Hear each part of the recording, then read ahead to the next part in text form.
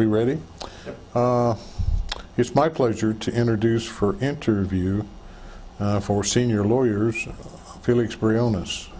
Felix has been in Farmington and in practice in Farmington for 50 years. It's my job to talk to Felix about his life in general. And I think a place to start, Felix, is to tell us your history, specifically where you were born and raised. Thank you, Dick. Well, I was born in Carlsbad, New Mexico, went through high school there, attended UNM undergraduate and law school, went into the Air Force, into the JAG for a couple of years, and then came to Farmington. I'm going to back you up and ask you about schooling in Carlsbad, if that's all right. You attended 12 years of school at Carlsbad High? Yes. Or in Carlsbad? In Carlsbad. Were there any events in high school that helped you make a decision to practice law? Well, there was one event that probably is the single most moving event, probably, or activity that I've been involved in. We lived next door to Carver School, which was the then equal but separate school for the blacks in Carlsbad. I had a friend who was my age and who went to school there. I used to play basketball with him on the basketball outdoor court. And I was also the president of the student body at Carlsbad, and talked the council into seeking to get integration. And we went to the principal, then the superintendent, and they permitted the student council to do a study. It was obvious that there was not equal. We were separate, but clearly not equal. So the student council moved strongly to urge them to integrate, which they did. And it was a wonderful experience to have my friend Bobby march in our graduation in 1951. And I suppose that's probably the single thing that impressed me about the importance of doing things to help people, which probably helped me form an idea of going to law school. And if I may remind you, that was well before Brown versus Board of Education, wasn't it? It was. In those days, Carlsbad, Roswell, Hobbs, that whole area was a segregated area of schools. And yes, it was well before that. Tell me what outside activities you had other than schooling during your formative years in Carlsbad. Well, my father was a rancher. He and his brother, my uncle Jose, were partners in a small ranch, and that was a lot of fun to help on the roundups and to ride horses. My father had a Shetland pony or a horse for me and my siblings and my cousins all the time, it seemed like. And so that was a lot of fun and things that I enjoyed doing. I'm surprised I don't have a horse today, but probably 40% of the art that hangs at my house has horses in the art. But in addition, I worked while I was in high school at Hermosa Grocery, and felt like that was one of the most formative kind of positive things in my life, because it gave me an opportunity to meet people, to serve them, and to see what it was like to deal with people, which I enjoyed doing. Did you have, you did have some idea, but did you have a definite idea of what you wanted to do when you graduated from high school? Not really. It's sort of a vague idea. My teacher, Des DeBeckley, who was the debate teacher, encouraged me to go to law school, and I didn't know a thing about it. I had no family members who were lawyers, didn't even know lawyers, and so it was an idea that stuck with me, and I decided that I would look into it, and you know, that's what sort of got the ball rolling. Speaking of history, I know a story about debate that may involve another member of the bar in New Mexico. Would you share that story with us? Justice Franchini, may his soul rest in peace, recently died. Gene and I were in high school at the same time. He went to St. Mary's High School in Albuquerque, and I met him at the state debate tournament held in Albuquerque a couple of years in a row, and it led to a lifetime friendship that was very special to me. It is, after all, a small state, isn't it? It really is, yes. I might say that Gene always maintained that they beat Carlsbad, and I maintained that we beat St. Mary's, but my son Paul recently said, well, you've got the last word now. Because That's true. Well, I understand that Paul actually asked Justice Franchini one time who won those debates, and he insisted it was St. Mary's and himself. Correct? That's right. That's what Paul tells me. When you entered college, did you start UNM? Yes. What was your undergraduate major? In general business. It started out to be accounting, and I took many hours of accounting until I learned that they insisted that everything come out to the penny, and that just didn't seem like something I wanted to do with my career.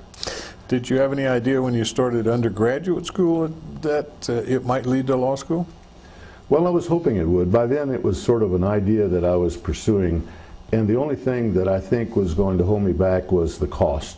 You know, I had a very small amount of money that I'd saved up working at Hermosa Grocery, and at the end of my freshman year I'd had such a great year, I'd enjoyed it so much. I was president of the freshman class, I was involved in a fraternity, I joined the debate team, and I mean, it was just a wonderful year, and I'd made good grades. I resolved that, you know, I may not be able to come back next year because of the money, but I will be back. I mean, it had been that kind of an impression on me. And were you able to make it back? Yes, I did, thanks to my employer to keep me employed and work me on holidays and vacations and that sort of thing, summer breaks. I was able to, you know, in those days, Dick, a $20 bill went a long ways, and I could run to see my folks after the 4 weeks exams, for example, and work immediately when I got home on a Friday evening, get a couple hours, then all day Saturday, and then drive back Sunday with other friends that went down there. That was a big help. Did you work anywhere other than Carlsbad for the grocer during undergraduate days? Well, no, not in Carlsbad, but I did work in Albuquerque. I had a job as a janitor. I took care of an engineering office, which I'd always been an early riser, and I could go in early in the morning, get the bus on Central, go downtown, sweep up, etc., and get back in time to have something to eat and go to class. I also worked with Mossman Gladden Construction, helping them build houses, and eventually helping them also on the weekends to show the homes there in Albuquerque, to you know, try to interest people that came to the open houses. Did you have any professors in undergraduate school that guided you or kicked you toward law school? Not that I can remember, no. That was not something that anybody at the undergraduate had an impact on, I don't think. Did you go directly into law school from undergraduate school? I did, and in those days there was a 6-year program, Dick. You could do 3 years undergraduate, 3 years of law school, and get a dual degree, and that's what I did. Okay, so you actually did not get your bachelor's degree until after your first year in law school? In fact, it was after my second year. I had a call from my dean of the business school to say that I went in to see him, and he said, you lack one course in history that you haven't completed for your undergraduate, but I propose to waive that for you. And I said, don't do it yet. Wait till after my second year of law school, because I was also in ROTC, and I didn't want to have to ask for 2 years extension to active duty. He helped me by doing that. I only had to sweat out whether he'd still be there in another year, but it worked out fine. What branch of the service? The Air Force. Okay. And when you completed law school, you then had to complete your ROTC commitment? Yes, I had a 2-year commitment, and I served at Amarillo Air Force Base, Texas, which no longer exists, but nevertheless, that's where it was. What was your job or MOS when you were in the service? Well, I was in the JAG, and my specific job was they assigned me to be the staff judge advocate of the 3320th Retraining Group. The retraining group was in existence not too many years before that, and deserving prisoners in the minds of their commanders would be sent to this retraining center, and there they would receive training to get back onto active duty. They weren't confined like prisoners usually are.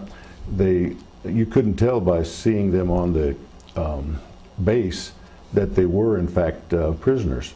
So I would help them do some of their appeal work to the Court of Military Appeals, and we would also give legal advice.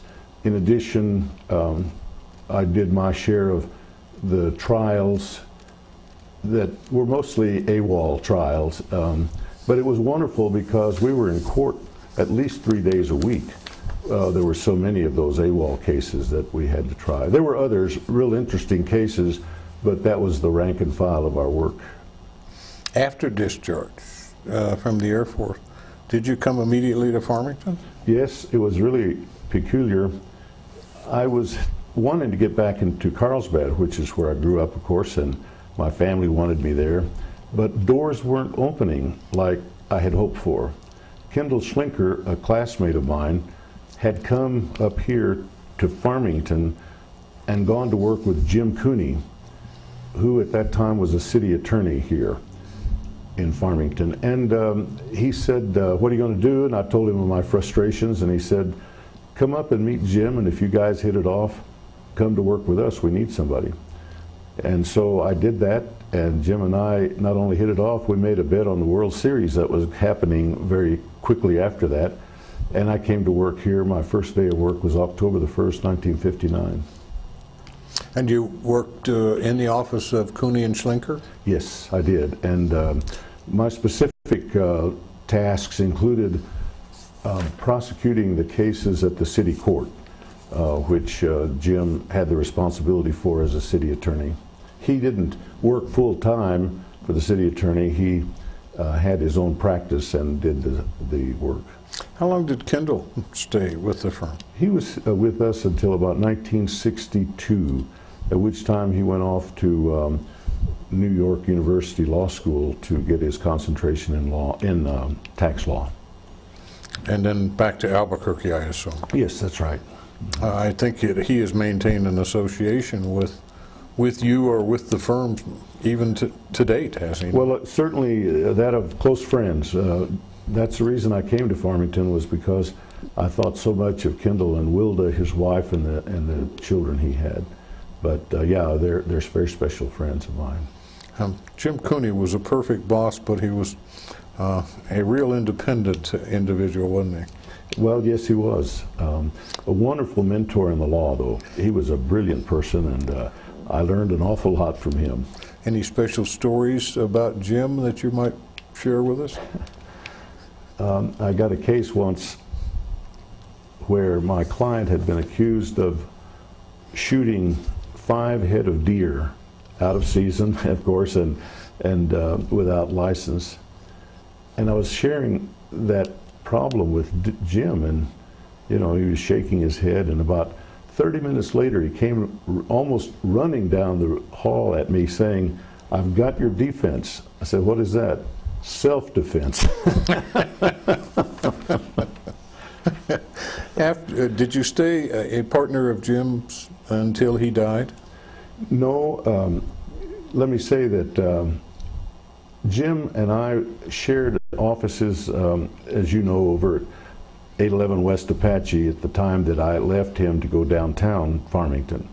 What had happened was that our practices were so busy, and we had started bringing in help other lawyers, and in fact we moved in a mobile office and sat at parallel to our office building where we housed some of the lawyers. And eventually I said to Jim, you know, I think this is entirely too onerous, and I'm going to leave and go downtown. And he agreed. He said that makes a lot of sense. So I left, and then he died a few years later. Not very long after that, but he did. One of the wonderful stories about Jim Cooney is the incredible work he did for the city of Farmington as city attorney. He and Mayor Fouts were instrumental in bringing a lawsuit against the trustees of the Basin Light and Power Company, which had been established ostensibly for the benefit of the city of Farmington, or the town of Farmington then. And it became so profitable for those trustees of the city that they wouldn't turn it over to the city. And so this lawsuit was to get that done, and they accomplished it. So, and that utility is now a municipal utility. That's right. That's the City of Farmington utility system. Which, if people don't know, serves not only Farmington, but a good part of northwest New Mexico. Yes, that's right. After your association with Jim and when you moved downtown, did you form other partnerships? Yes, I've had a number of associates and partners over the years, Dick. Gary Harrell was probably the first one, and then Don Wills and David Petard, Ralph Odenwald, Karen Vandiver. We were all together at one time, and again, kind of a big group for a small office downtown, but nevertheless, we had a good time and enjoyed ourselves. Ultimately, you were lucky enough to have members of your family join you, I think. Yes, I did. Before he went on the bench, Byron Caton came to practice with me for a while. I'd left him out, but then when my son Tom graduated from law school, he came to practice with me in Farmington, but he always wanted to live in Albuquerque. And he was running back and forth every weekend to see the Lobos play, to see a girlfriend or whatever. And he said, when Paul finishes law school and is with us for a year, I'm going to move. And that's what happened. And then Paul, his brother, has been with me, you know, for about 12 years now, I think it is. In your career, in those many associations, are there any cases or representations that you're particularly proud of? Yeah, I am. And it's hard to single out cases. Frankly, a couple of them that I have been involved with have been against you. And in all due respect, you have been one of my favorite lawyers to litigate against, because I knew I was going to be in for a real battle, and you'd be well prepared, and I had to be, therefore. But the case that we tried involving my client, who was seeking to get his property back from your client who was then deceased, I thought was particularly good one, because my client won and he saved his home, which was really the most incredible thing. That I thought, he was like 85 years old, and the expression an old man cry, that applied to my client at that time. Tried one time that involved the most complex set of people and their emotions toward each other, but it was an estate. I got called over to Blanco School one day, and the family was gathered after the funeral, and I didn't know them, but we went into a classroom, and after I met them all, the first thing that happened was there were 9 children. 8 of them pointed to the oldest one and said, "You get out of the room." And he wouldn't go, but they said, "Yes, you're going to go." And I mean, they were serious, and he left, but he was walking back and forth, and I could see him in the little window in the door. I asked what was the reason behind that. I said, "Is he an in-law or something?" "No, he's the oldest one." I said, "Well, what's the deal?" So, well, Mother always maintained that Dad was not the father of the oldest child. At least my dad maintained that, they said, not Mother, but Dad maintained that he was not the father, and by golly, he can't have any of this estate. Oops. And so that was the start of a very interesting case. That before it's all over, they brought him back in because he was the oldest. They made him the personal representative of the estate. Well, I think too that's probably back in the days where there was an irrebuttable presumption of legitimacy. Yeah, that's right. And then another one that you were on the other side of, along with many other lawyers, was one involving my client who lost a leg at a well site explosion, and we won that case. And that was particularly good because my client was able to enjoy some things in his life that he'd never been able to before, and that was one of the best cases to try that I can remember being involved in, particularly because the major defendant, which was not your client, had offered to settle way below what we wanted and what a jury in a similar case in Albuquerque had agreed to pay, came in with a verdict on, and we were able to beat that even. So it was a particularly wonderful result, not only for my client, but for the lawyers representing my client, myself and David Petard. How about interests other than the law? We've talked some about your family, but what about hobbies or outside interests? I've always been a sports fan. I love to go to high school, college sports. And bet on it. And bet on it. That's right. And speaking of that, I've always enjoyed craps and blackjack, which I can't get enough of even today probably, but the interest wanes as you get older, of course. But Vi and I read quite a bit, and we're very involved in our church and in our family, of course. Yeah. And how many kids do you have? I have 5, 3 sons and 2 daughters. And of the 3 sons, I believe you said 2 of them are practicing law? Yes, they are. And my third one works at Rio Rancho for Intel. And you have 2 stay-at-home mothers and your daughters? Well, Ramona... Oh, I'm sorry. You have a teacher and a stay-at-home. Ramona is a teacher of special education. She's got a master's degree in special ed and teaches at Animas Elementary in Farmington. She took time out and was a stay-at-home mother until her husband became disabled and had to stay home, and she went to work a couple of years ago again. And Jeree, our older daughter, lives in Midland, Texas, has 3 of our 11 grandchildren, and she is a graduate of UNM and has not put her degree to work in a job other than to help her husband, who is a physician, and she helps him with his business end of the practice. Tell me about bar activities other than the professional side of law.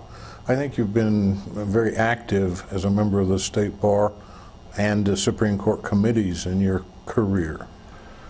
Yes, and I think that is such a wonderful part of my life, really. I've enjoyed them so much. I served 6 years on the disciplinary board. I came off of that in about 1992. And I have served more recently, and still am serving, on the Judicial Performance Evaluation Commission. I'm one of the people who was appointed by Chief Justice Gene Franchini when the JPEC was formed in 1997. And so I'm on my 12th year, and the Supreme Court has asked me to stay 1 more year to help mentor the new, what would now be a co-chair. So that's the highlight of the involvement of my career as far as the state bar is concerned. For those of you, those who are listening to this that don't know, JPEC demands an incredible investment of time during certain parts of every year, does it not? It does, Dick. We, except for a few exceptions, we meet every month. When we're really busy, we're interviewing judges all over the state to make recommendations to the voters on whether to retain those judges when they stand for retention election. And it involves doing a lot of preparation, reading. It involves leading interviews of judges when we interview them, digesting data that is compiled by research and polling from questionnaires that we've sent out. We've also visited courtrooms to observe judges, although that's been several years ago, because now we use paid people to do that, because the judges recognize us when we come in, and you know, the behavior is not something that we can count on at that point in time. In other words, you have a mystery shopper. Yes, that's right. Appearing exactly. in the courtroom. Mm-hmm. Just to get away from yourself and the history, in your own words, I'm going to put you on the spot. Can you tell us what you think that your legacy to the bar will be, or you would like it to be? Well, I guess I would like it to be that I was a model of honesty and professionalism and good ethics. If that can be said of me at my funeral, it'll be perfect. I just don't think of anything else that that I would like. Lastly, what do you see happening with regard to the practice of law in the future? And along with that, do you have any specific words of wisdom that you would pass on to younger members of the bar who may view this or listen to it?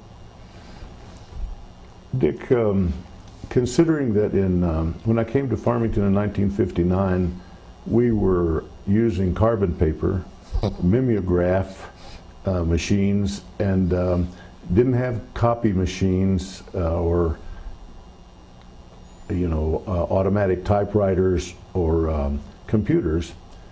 We have come so far that it is incredible to foresee or try to foresee what might be 50 years from now. I mean, I just can't imagine what else there is out there in the wings. But as far as the future, I have to believe that it's always going to depend upon the good professionalism of our profession. And I guess if I were advising young lawyers, it would be, as I do today, that they always treat others fairly, and that they will be honest in their work and how they handle people, because it's important that your word be your bond. And so I would say to my sons, and I have said, that they have to think twice before they send a letter that might have some things they might regret having said after the fact, and that they always deport themselves honorably in court and with other lawyers that they are dealing with in their cases. I think that's all. Felix, thank you for the time you've given. Thank you for your service. Thank you for being the benchmark of all attorneys in Farmington, New Mexico. Dick, thank you so much. I would be remiss, though, if I didn't say before we leave how much I personally appreciate, and the Judicial Performance Evaluation Commission appreciated deeply, when you came forward to represent the commission when they were taken to court by one of the judges that we were evaluating. And you donated your time and helped us in the Supreme Court. And I tell you, that was very special. Thank you. Thank you.